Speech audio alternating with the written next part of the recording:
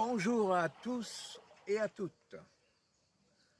Pourquoi est-ce moi qui prends la parole maintenant? C'est parce que je suis une des premières personnes à avoir décidé en 2019 de faire en sorte de préserver ce terrain où surgit cette source.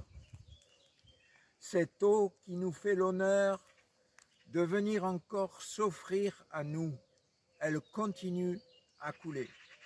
Et pourtant, nous sommes dans une période où les forêts sont ravagées, où les sols cultivables sont bétonnés et goudronnés, et les folies de la consommation pétrolière réchauffent la planète et assèchent les sources.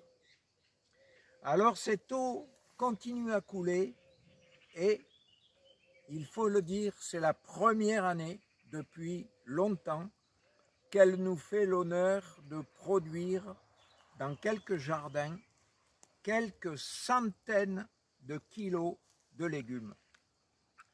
Merci à cette source, merci à cette source, et ce n'est qu'un début. Dans l'association que nous avons créée, nous en sommes convaincus, ce n'est qu'un début, elle va continuer à arroser d'autres jardins. Merci à vous qui êtes en responsabilité municipale, Monsieur le maire, Marc Hébriard, d'avoir soutenu cette association au fil de l'eau, d'avoir eu cette volonté de l'accompagner dans sa détermination. On se remercie d'être là ce soir, toutes et tous, et nous nous souhaitons une bonne déambulation. Pourquoi sommes-nous réunis pour la deuxième fois auprès de la source de la Canale? Sans doute pour célébrer l'existence même de cette source, évidemment. C'est aussi parce que quelques citoyens de bonne volonté se sont mobilisés depuis 2019 pour sauvegarder l'eau qu'elle a généreusement prodiguée au Lorguais depuis des générations et des générations. Aujourd'hui, ici comme ailleurs, l'eau du quotidien est en situation d'alerte. On ne saurait guère remettre en question les études dont nous sommes abondamment destinataires. L'une des deux branches de la Canale n'est-elle pas tarie depuis 2 ou 3 ans? Artificialisation des sols, usage abusif de l'eau, changement climatique, toutes ces choses interrogent notre mode de développement sans frein. Aujourd'hui, ici comme ailleurs, la dispersion de la mémoire collective est à l'œuvre depuis que les réseaux publics de l'eau nous ont apporté confort et facilité. Les anciens ont su quoi faire parce qu'ils savaient que l'eau était vitale pour leur quotidien, leur patrimoine matériel et leur savoir-faire. N'avons-nous pas oublié un peu leurs leçons? Aujourd'hui, ici comme ailleurs, en définitive, que savons-nous vraiment de la pérennité de la ressource? Souvenons-nous que la source de la Canale a tout permis aux habitants des anciens temps. Moulins, jardins, bassins, lavoirs, élevage et agriculture. Attentifs au devenir de ceux qui nous suivront, il nous faut restaurer la solidarité intergénérationnelle, ciment de la société rurale qui nous a précédés. Aujourd'hui, ici comme ailleurs, on considérera bientôt qu'il n'est plus de petites ressources et que l'eau risque d'être fort de plus en plus sollicitée, voire convoitée. Alors citoyens, législateurs, associations, décideurs, que faisons-nous? Les épisodes de sécheresse qui nous menacent dans notre quotidien nous enjoignent à nous réveiller. Notre engagement doit s'inspirer de ces quelques notions, protéger et préserver la ressource pour qu'elle puisse être partagée pour le bien commun.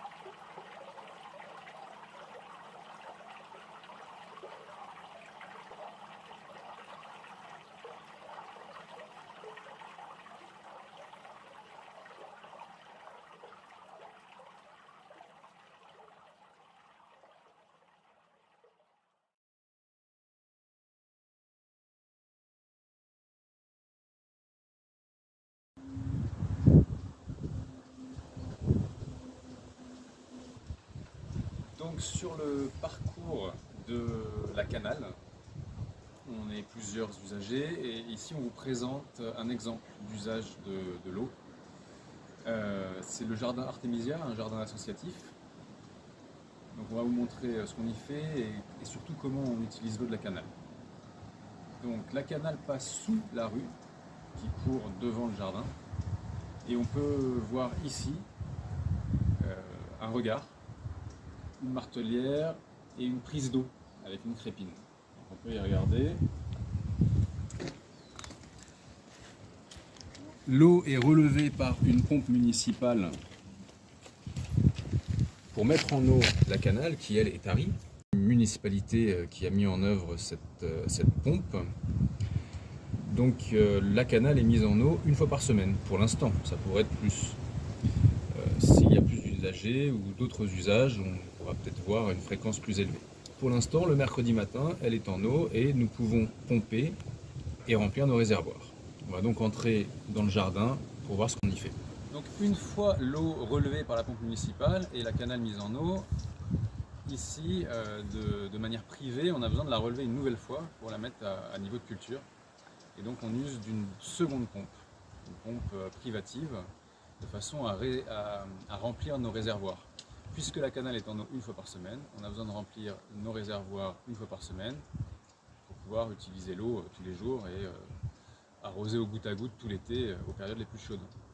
Pour ça, on a installé un petit cabanon, on peut voir ici, avec une pompe d'arrosage commune qui se trouve dans n'importe quel commerce, magasin de bricolage ou de jardinage. Et de là, on peut envoyer l'eau dans nos cuves et remplir nos 5 mètres cubes de réserve qui nous durent une semaine.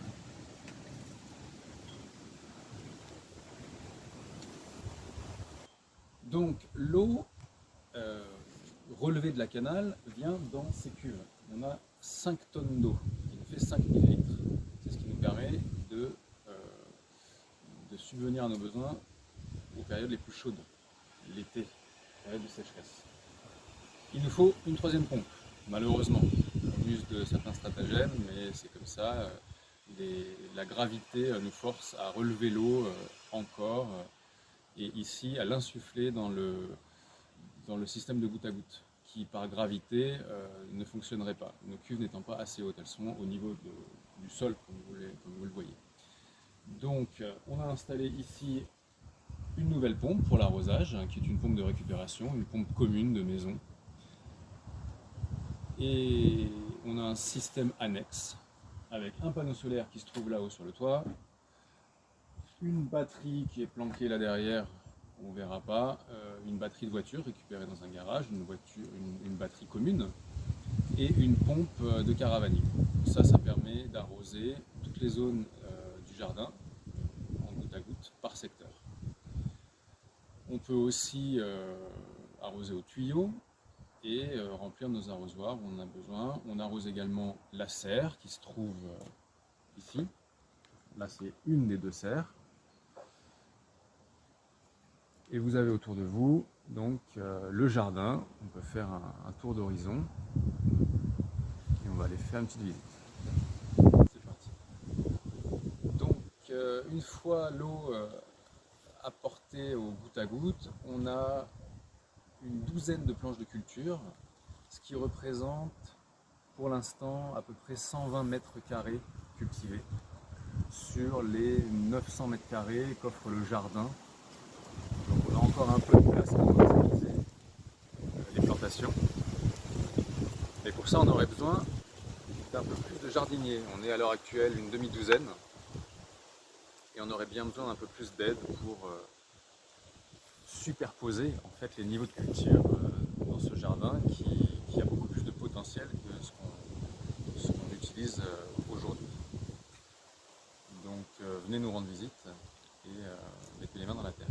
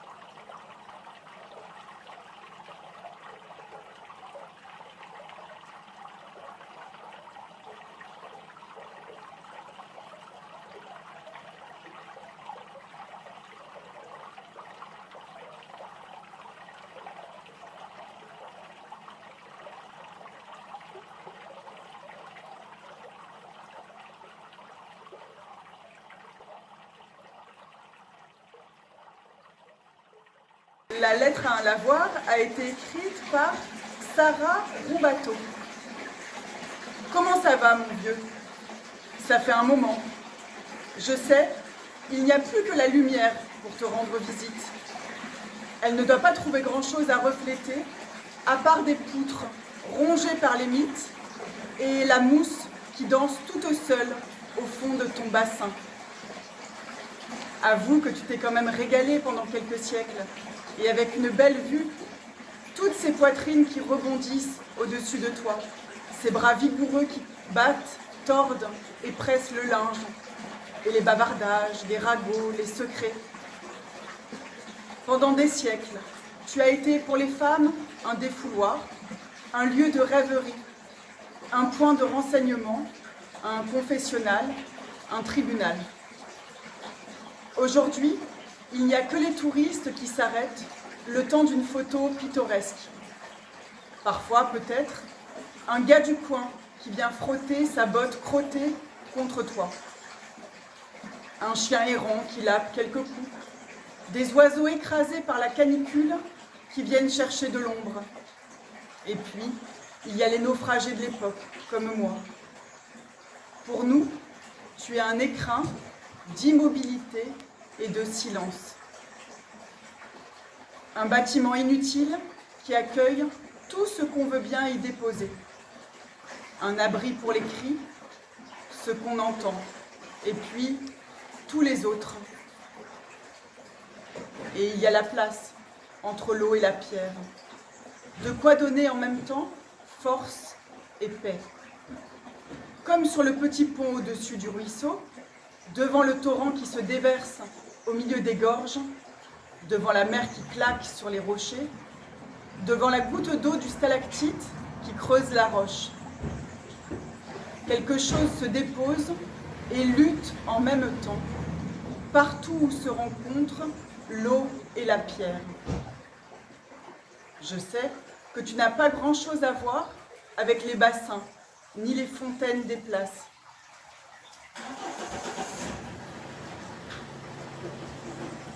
Majestueuse, protocolaire, bien au centre, au garde à vous, elle garde la mémoire qui se raconte dans les livres et les musées. Toi, le lavoir, tu racontes une autre histoire, planquée en contrebas, protégée par la mousse et l'obscurité. C'est chez toi que ce qui étouffait venait se dégourdir. L'ennui, les chansons, les cris des mômes, les promesses des futurs amants, les médisances et les confidences. La parole qu'on venait déposer ici, ce n'était pas un discours.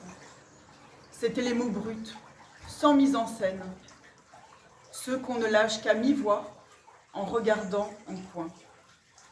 Les regards qui s'évitent et les regards qui se cherchent.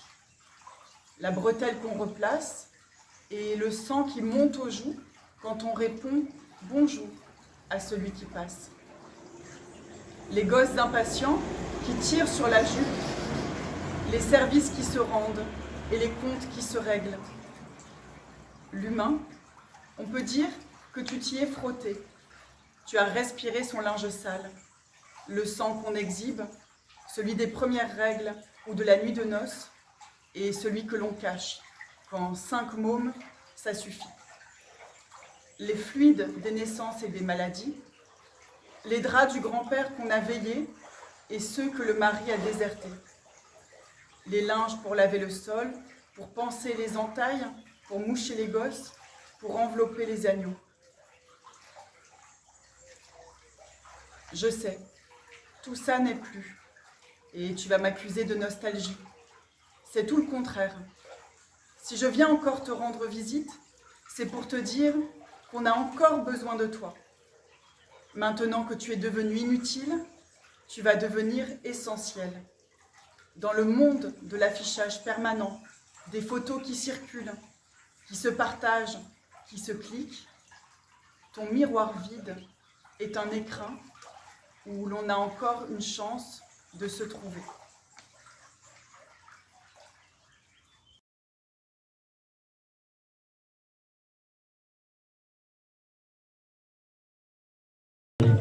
La parole est à Louis.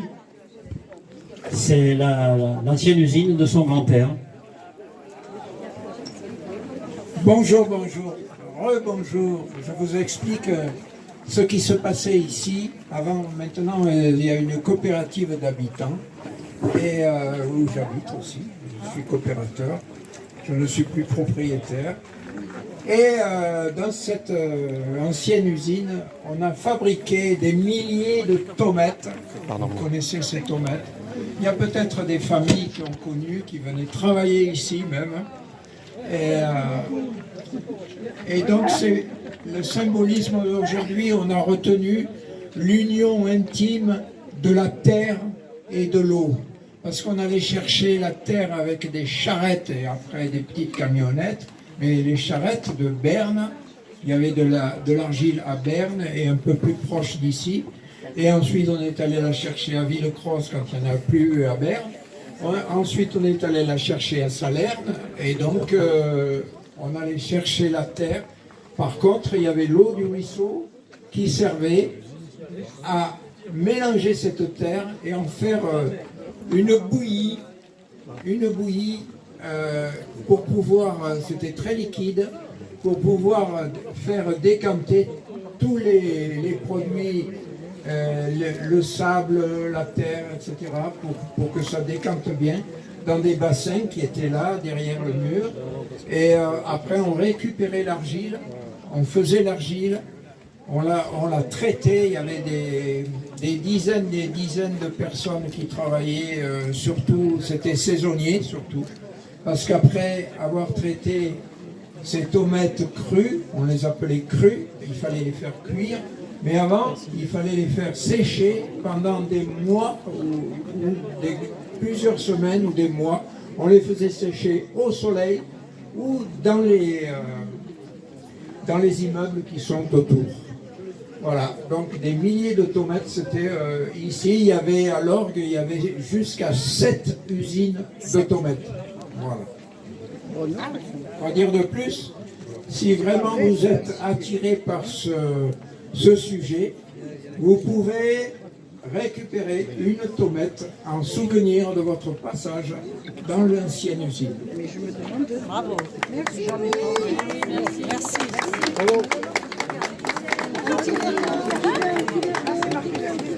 Comme chez vous.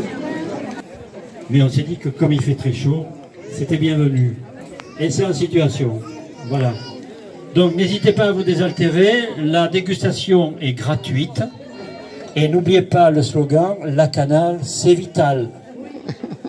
Ce slogan publicitaire vous renverra à des choses que vous connaissez très certainement. Voilà. Donc petite dégustation de l'eau douce, bien commun, rare, qui va devenir rare peut-être, qui sait.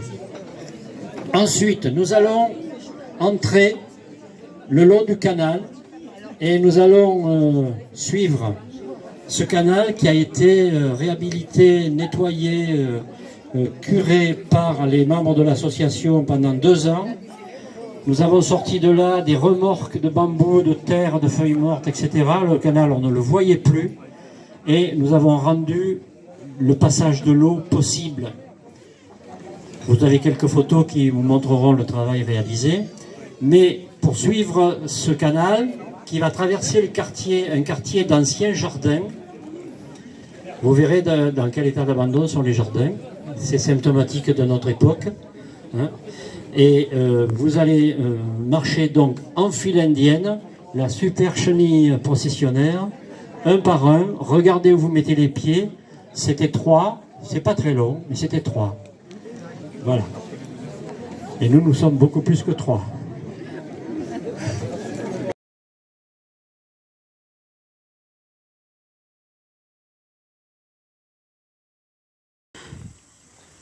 Donc nous avons beaucoup travaillé pendant 2 hivers pour nettoyer là. On ne voyait absolument plus rien.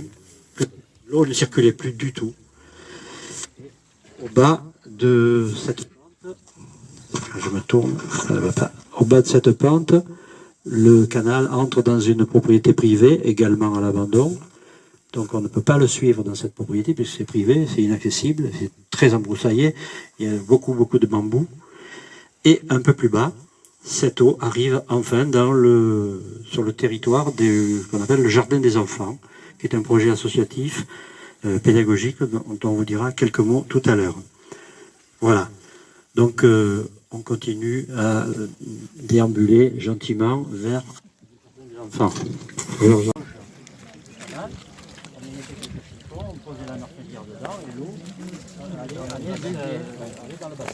Et il y avait des heures d'arrosage autour de rôle. Le micro, qui n'était pas toujours respecté, ce qui produisait des conflits d'usage récurrents. Le micro. Voilà. Et donc, ça c'était le jardin. Mais bon. Le micro, il marche pas là. Là, j'ai pas de micro. Ah, mais je l'ai remercié.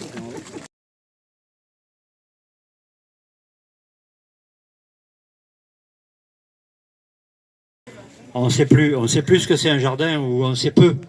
Sauf qu'il y en a des souvenirs d'enfance très précis liés à une telle abondance de l'eau et sur une terre aussi riche qui a été longtemps travaillée par des générations et des générations. Ici, c'est les retrouvailles de l'eau et du jardin, un jardin bien particulier puisque c'est le jardin des enfants. Nous souhaitons exprimer quand même, il faut le dire, notre satisfaction après l'abandon par la municipalité de son projet de parking sur ce terrain.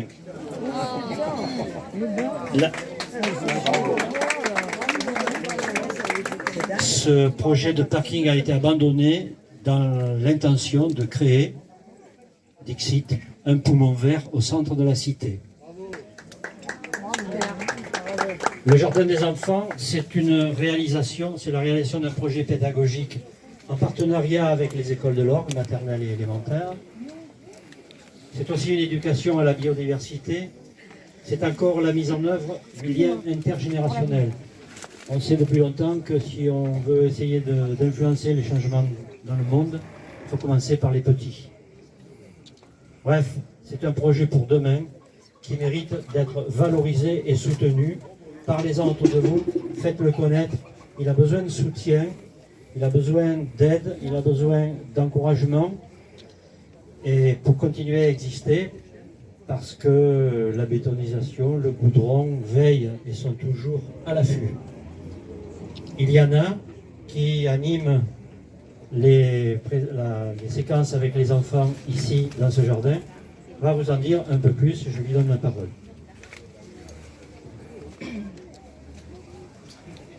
Bonjour à tous et bienvenue au Jardin des Enfants.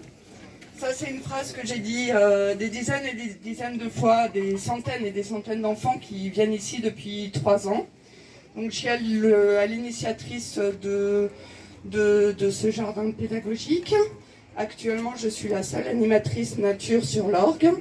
Et on fait des séances ici avec les classes de primaire et aussi de maternelle. Et on peut remarquer un immense engouement de la part des enfants et aussi de tous les pédagogues et des parents qui participent à ces séances. Donc ici on est sur un jardin ancestral de permaculture traditionnelle locale.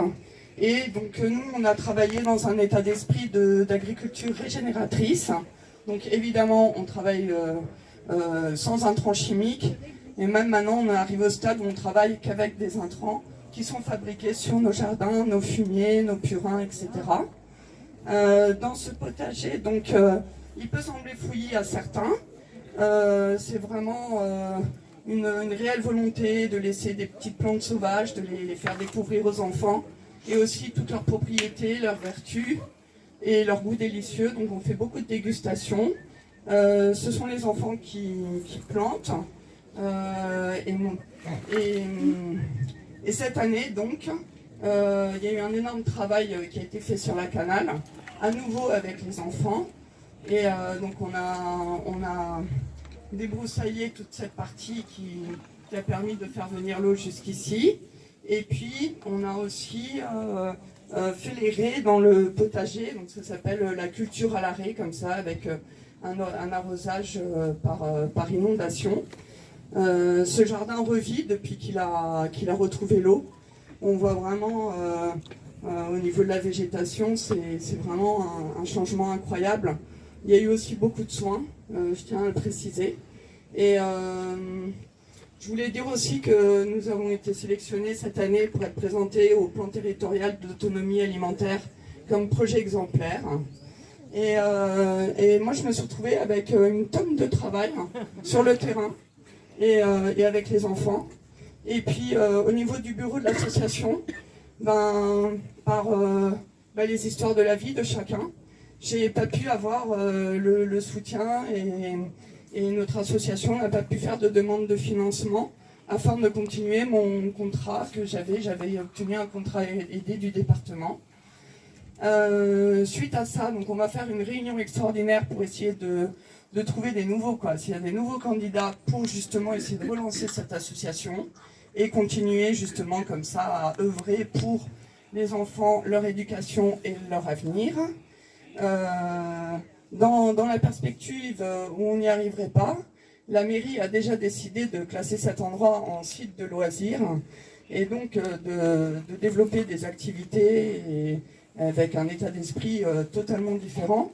Ce que je trouve profondément regrettable parce que là on est à un niveau d'adhésion de 100% des enfants qui trouvent ça à la fois utile et intéressant. On est vraiment pionnier dans ce domaine. Nous sommes allés voir notre association la mairie pour justement parce qu'il y a des financements, mais on n'a pas le temps de faire tous ces dossiers. Et derrière tout ça, derrière les 500 enfants que je reçois, il y a 1000 parents, il y a des familles entières. Et je sais qu'ils sont vraiment tous enchantés par ce projet. Et je ne sais pas par quel miracle, mais j'espère que ça continuera et avec cet état d'esprit. Voilà, merci de m'avoir écouté.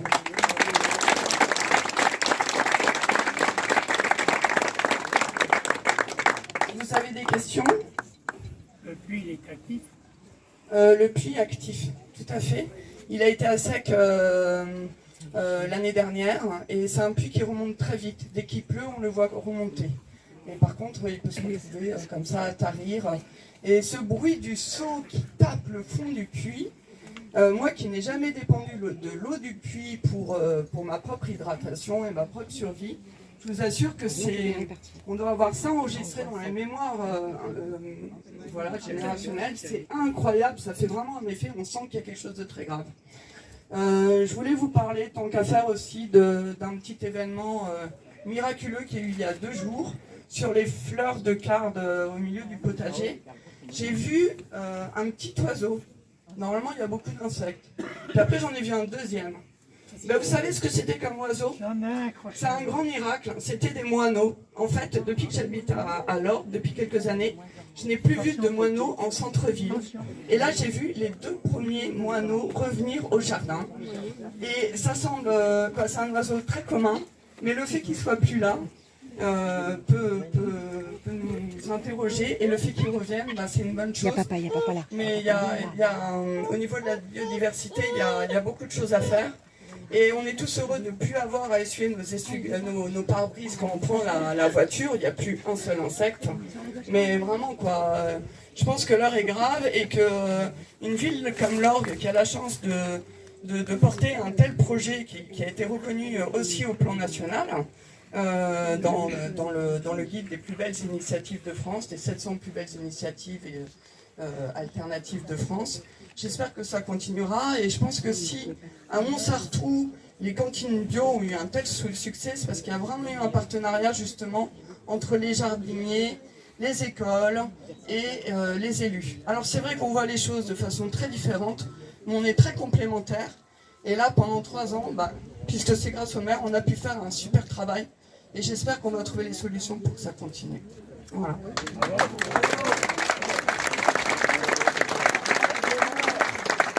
Pour alimenter et donner un peu de consistance à la sollicitation plus ou moins directe que vient de faire Iliana, s'il y en a parmi vous qui ont envie de s'investir dans une association qui a un but, un projet aussi positif, n'hésitez pas, toutes les énergies sont bonnes à prendre, il faut soutenir ce mouvement, il ne réussira que grâce à ça. Donc n'hésitez pas. Et si vous voulez voir le jardin, il faut demander à Iliana, c'est qu'il y a des jours, des heures, on peut venir visiter. Alors pour venir, ce qui est génial, c'est d'accompagner les classes, parce que ce qui se passe ici avec les enfants, c'est vraiment magique. Et on voit quand on met les enfants dans un beau cadre, normalisant, que les choses elles se passent très bien et qu'on a des progrès fulgurants. Et sinon, vous pouvez me contacter. Et non seulement vous pouvez venir sur les heures où je suis là, donc là je travaille bénévolement actuellement, et je fais comme je peux. Et aussi, si vraiment vous voulez vous investir, même venir vous occuper des poules, du jardin, etc., il y a un cadenas à code et il y a déjà des riverains qui viennent et des bénévoles de l'association et qui profitent de ce jardin, en famille, ou seuls, ou comme ils veulent. C'est quelque chose qui est chouette et que j'aimerais continuer à développer. Il y a quelque chose qui est caché aujourd'hui, c'est nos petits poulets. Donc ils sont dans le poulailler parce que j'ai vu qu'il y avait beaucoup de monde, mais sinon ils vivent en liberté. On a une deuxième couvaison et on a eu 13 poussins, dont un avec une malformation qui a 4 pattes, dont 2 qui sont inactives, mais il va très très bien. Et puis le vétérinaire va prendre en charge son opération, parce que je pense qu'on va lui enlever pour qu'il soit plus à l'aise, mais on attendait qu'il grandisse. Et ça, voilà, je vous laisse aussi regarder sur les dessins le nombre de fois où les enfants dessinent les poules et tout ça. Et je pense que ce rapport comme ça avec la nature et d'un vrai jardin, c'est quelque chose de fondamental et on le lit tout de suite dans leur jardin. Voilà, merci à vous. Donc la chenille processionnaire va continuer sa procession. On va ressortir donc, prendre à droite et traverser toute la place Acarisio jusqu'en bas, jusqu'à la fontaine de la porte du Front. Merci Yana.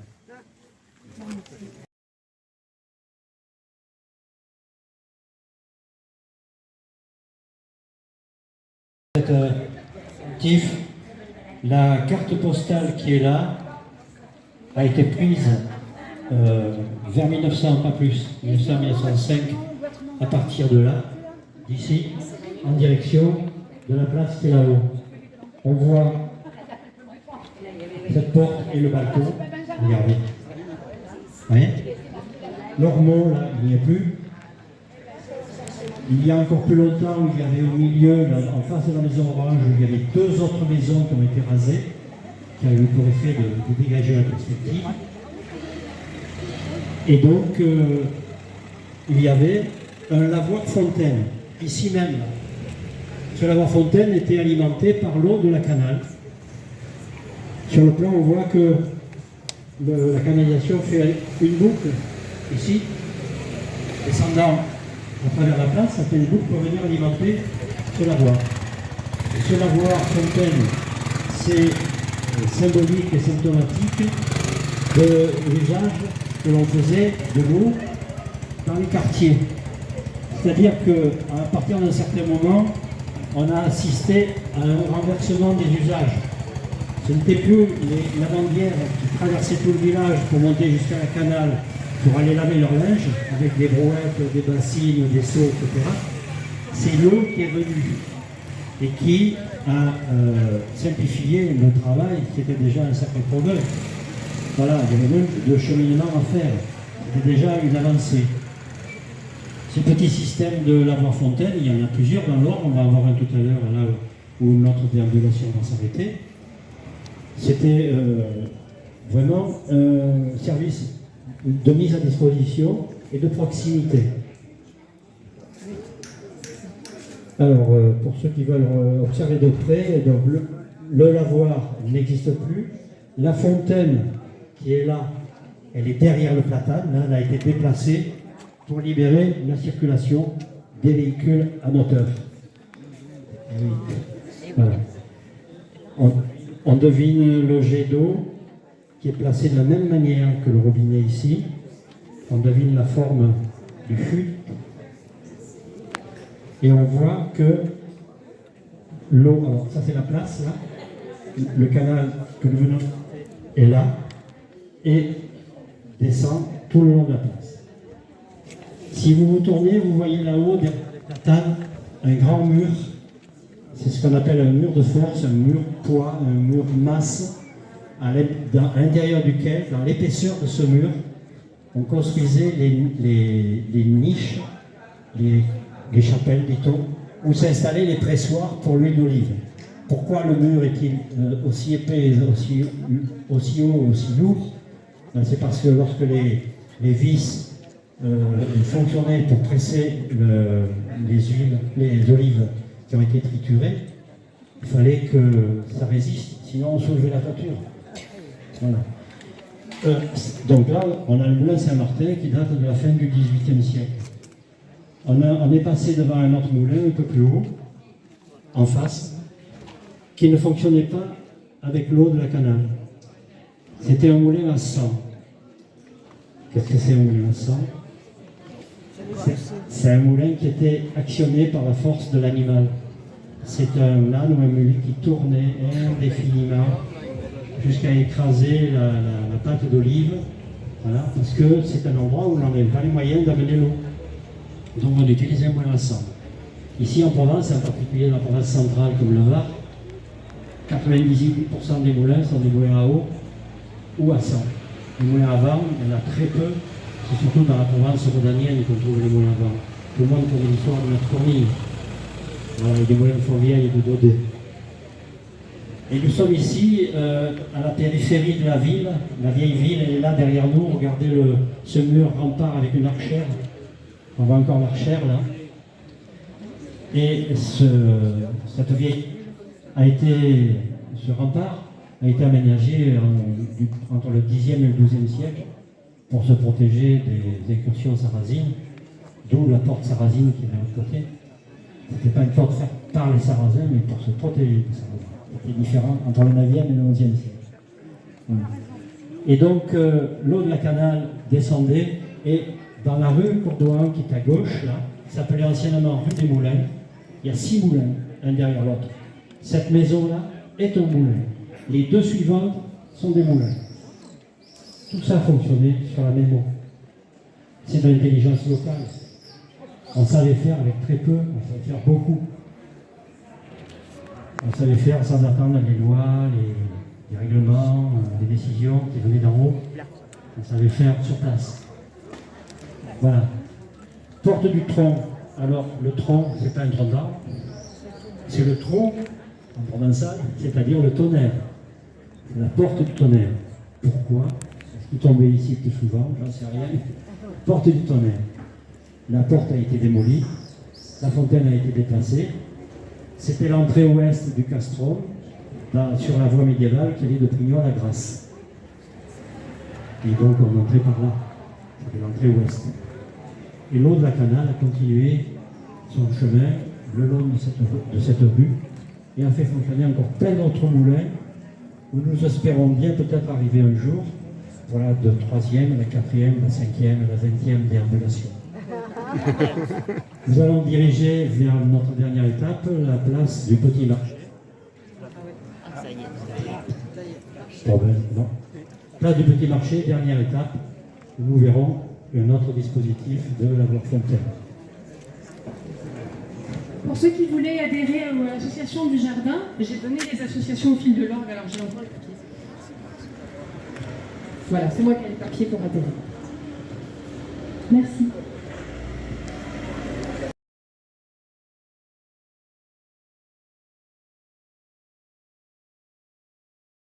Ici, sur le lieu de notre dernière étape, la place du Petit Marché. Elle porte la place bien nommée. Dans l'ancien temps, il y avait des boucheries et même une poissonnerie. Dans l'ancien temps, c'est-à-dire il y a plusieurs siècles. Une poissonnerie. Oui. Et donc ici, on a de manière un peu plus développée, ce qu'on a vu tout à l'heure, juste avant, un système lavoir-fontaine. Le lavoir pour laver, bien entendu. La fontaine pour se désaltérer et même peut-être parfois faire boire les animaux.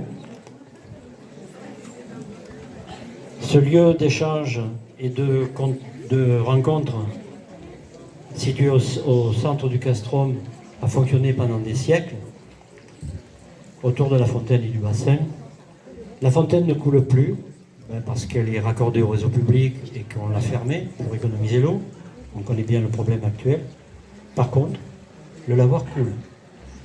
Il coule bien. C'est l'eau de la canale. C'est l'eau de la canale. Et en cheminant depuis le jardin des enfants, nous sommes passés au-dessus de la galerie qui traverse le village et qui continue encore. Donc cette eau, c'est l'eau de la canal. Elle coule, elle n'est plus utilisée. Peut-être les gens de quartier viennent encore un peu laver, mais après elle traverse l'autre rue. Elle va jusqu'en dessous de l'église, puis jusqu'à Intermarché et jusqu'à l'Argent. Pardon? Oui, à Climène, c'est l'eau. Climène aussi. Voilà. Donc le bassin est toujours alimenté par l'eau de la canal, cette source qui n'a jamais cessé de couler, y compris à l'été 2022.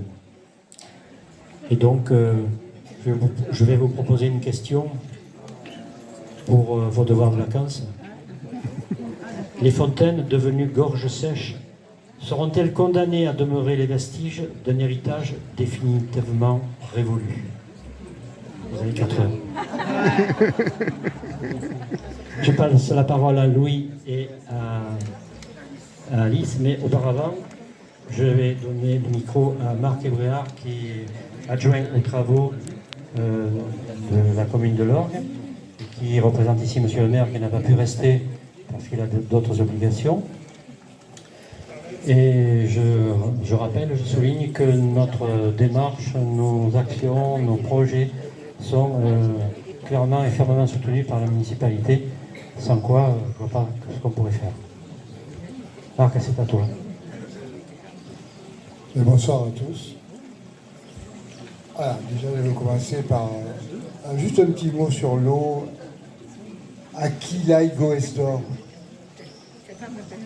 En Provence, plus qu'ailleurs d'ailleurs, l'eau est d'or, comme le dit le vieux dicton provençal. Et l'orgue ne le serait pas, je crois que ça a été dit tout au long de la déviation, l'orgue n'existerait pas s'il n'y avait pas eu cette eau de la canal. Cette eau qui alimentait tous les lavoirs, les fontaines, les moulins, en sont, que vous avez vu, en sont tous les témoins. Mais aujourd'hui est devenue une préoccupation majeure. Et pas seulement pour le pastis, hein, c'est pour tout le monde, pour notre vie à nous. Les fontaines ne coulent plus. Et tout près d'ici, la fontaine du Petit Marché dont on vient de parler, par une délibération de 1647 que j'ai relue, qui, alors je cite, a ordonné de rassembler les eaux qui se perdent dans les caves et de les ramener à la placette du marché, où sera construite une fontaine utile pour nettoyer les immondices de la ville. Voilà comment a été créée cette fontaine, 1647. Voilà, le pilier creux portait en lui-même, le pilier creux que vous voyez portait en lui-même le réservoir.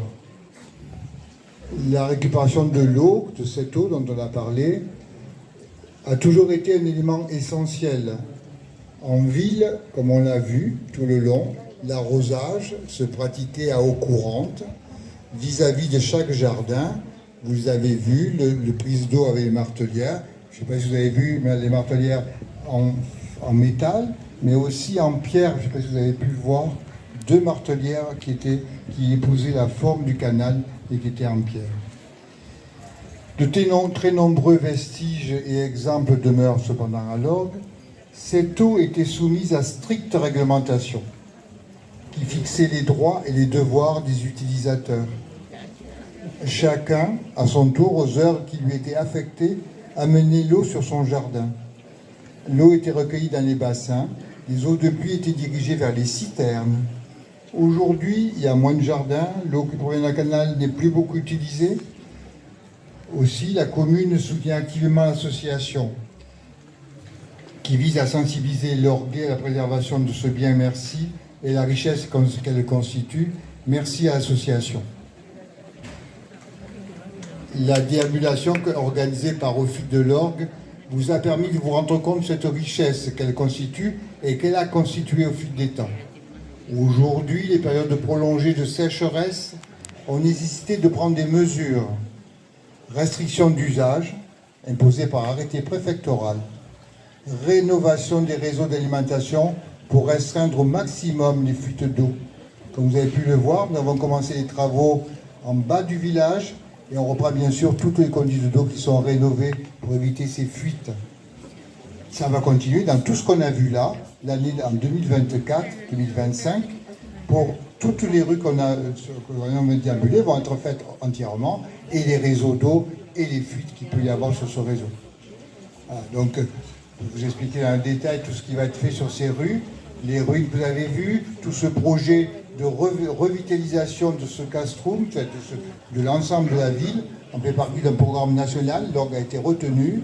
C'est un programme national Petite Ville de demain, parmi 1000 communes de France, qui sont devenues 1500 d'ailleurs. L'orgue est une de ces villes-là, avec un programme, je pense, cohérent, concernant tous les aspects de la vie, notamment sur l'eau, le patrimoine, la mobilité, la désimperméabilisation, la désartificialisation de nos parkings, de nos cours, et qu'on entame, qui fait preuve d'un programme sur lequel on a délibéré et voté, donc qui va durer plusieurs années. Et donc on a 50 actions, y compris sur l'habitat, vous avez vu que ça avait bien besoin ici. Et donc ça va recommencer l'habitat, les actions sur l'habitat, je pense à l'automne, dès l'automne ou l'année prochaine. En tout cas, voilà, donc c'est tout ce programme-là qui permettra de retrouver un programme cohérent qui allie l'eau, la transition écologique et l'alimentation. En ce qui concerne la ressource, la compétence est dévolue non pas à la commune, mais à la communauté d'agglomération.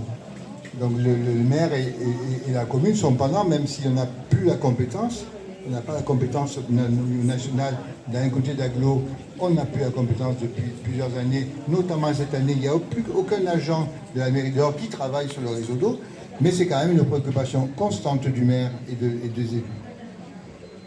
Dès l'an passé, le réseau d'eau, pour essayer de pallier au problème de sécheresse qu'on a pu rencontrer, le maire a insisté pour que le réseau d'eau soit connecté à celui de Draguignan. Vous avez pu voir ces travaux l'an passé, entre l'Orgue et Draguignan, pour que les réseaux soient connectés entre les villes.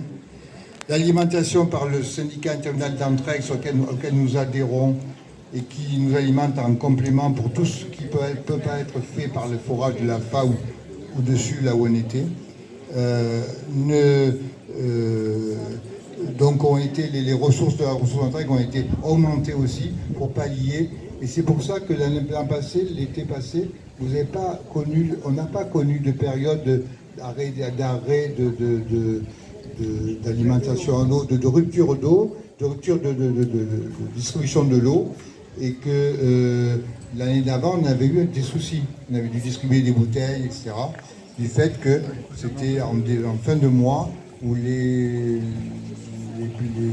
gens, les propriétaires qui avaient des piscines, ont alimenté toutes les piscines tous en même temps, en fin de mois ou en début de mois, et y compris la piscine qui n'est plus municipale mais communautaire. Donc tout a été rempli en même temps, et du coup les réservoirs, on ne pouvait plus se réalimenter, n'était plus suffisamment réalimenté, on n'arrivait plus à refaire la réserve de 24 heures.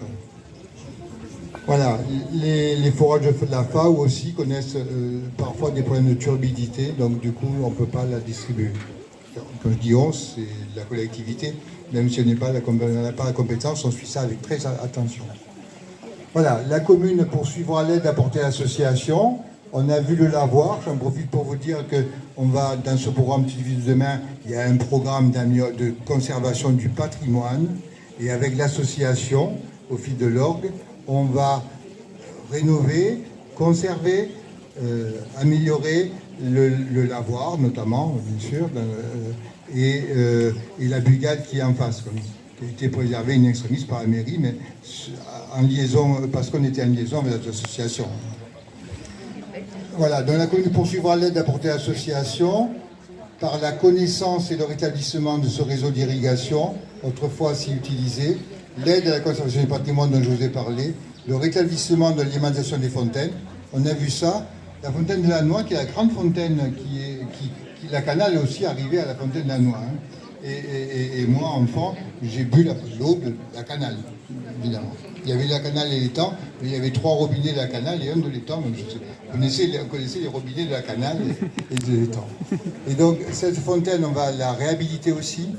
Donc, le maire et le conseil municipal ont lancé ce programme de rénovation de la fontaine, qui connaît quelques désordres, et lequel on va rétablir l'eau qui coule à la fontaine, en prenant non pas de l'eau du réseau d'eau, ce serait une absurdité, mais en reprenant l'eau à partir d'ici, pour être en gravité et aller au réseau de la fontaine. Donc l'eau qui va recouler à la fontaine de la Noix, j'espère l'année prochaine, et que vous pourrez refaire une étape, je crois là, ça sera l'eau de la canal.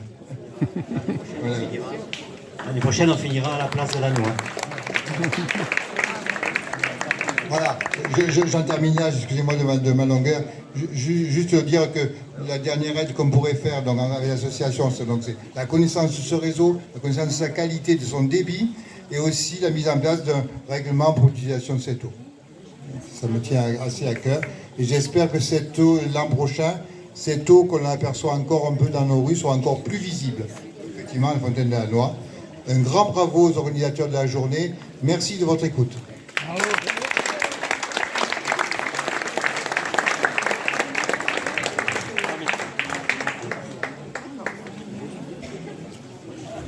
Alors, après ce discours de Marc Ebréard, Louis et Alice vont nous proposer quelques suggestions. Si le sujet que je vous ai proposé tout à l'heure ne vous convient pas, il y en aura d'autres là. Quelques réflexions pour alimenter nos moments d'interrogation autour de l'eau. Alors il y a un micro, mais vous êtes deux là, comment on fait là ? Sur le prêtre.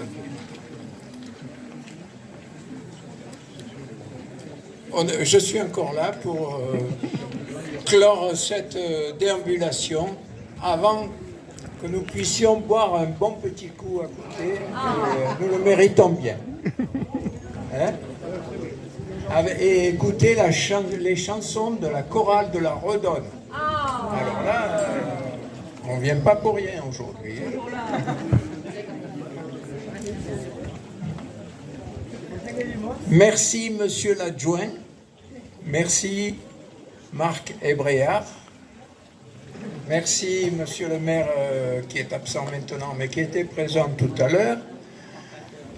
Vos discours nous encouragent. Merci à vous tous et toutes d'être là. Merci André Inaudi qui nous a piloté ce soir. On peut l'applaudir. Hein.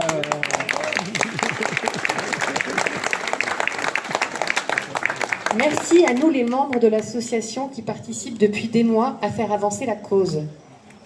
Le terrain de la source tout là-haut est maintenant protégé des constructions de maisons. Ce terrain n'est pas constructible. Merci au conseil municipal qui a voté cette modification.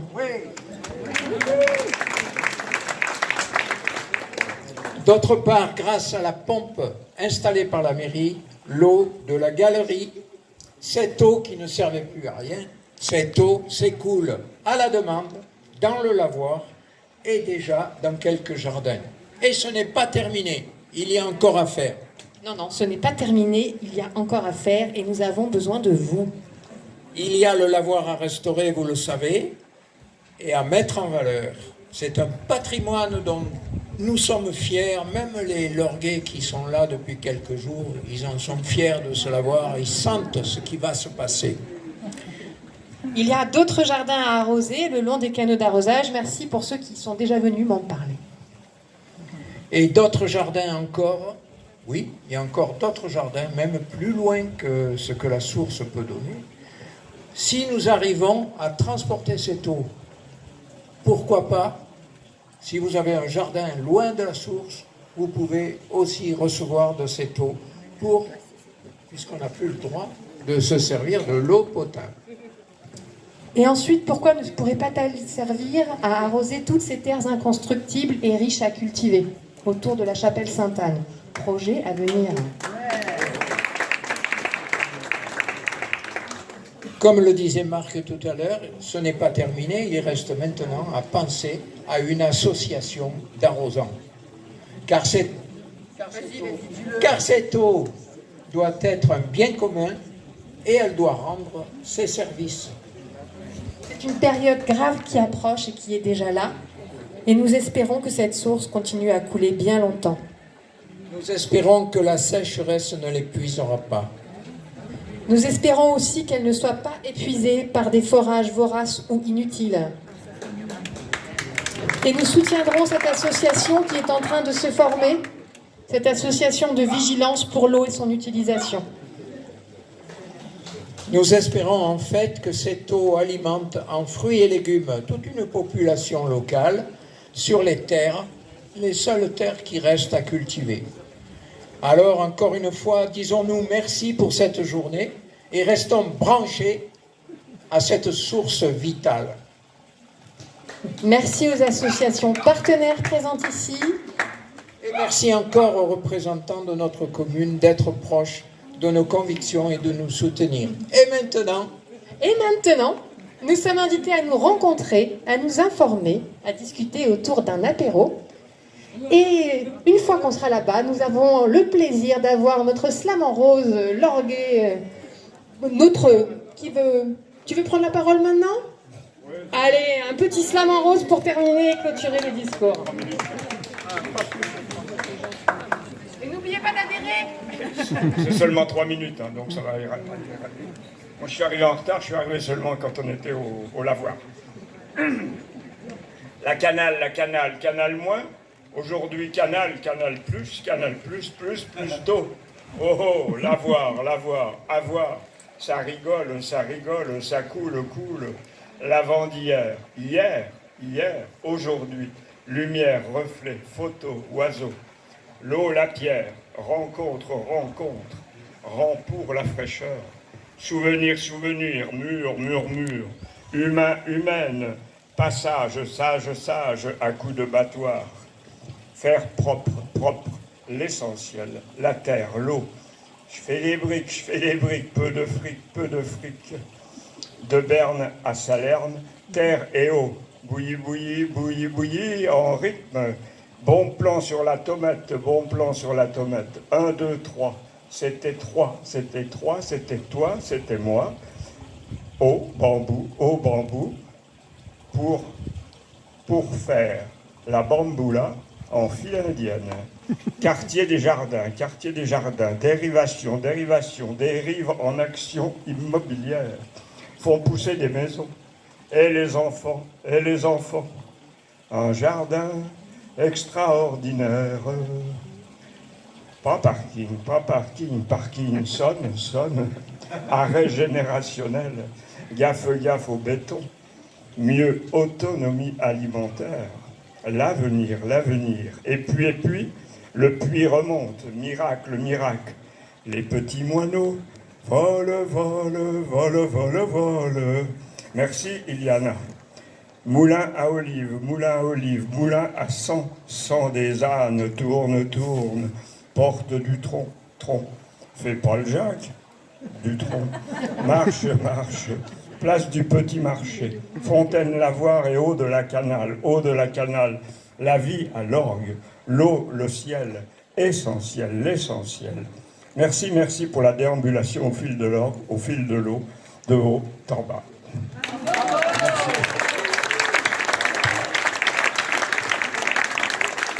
Merci.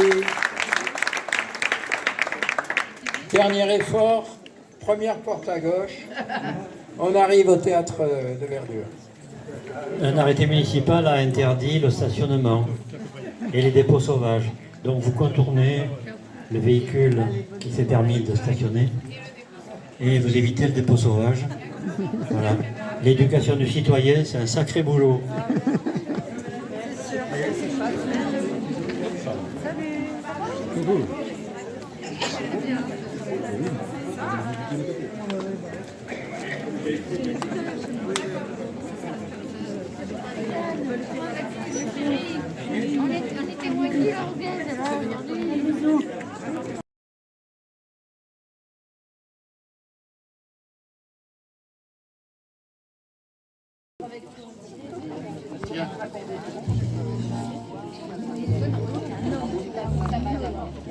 Eh bien, bonsoir, s'il vous plaît, choriste.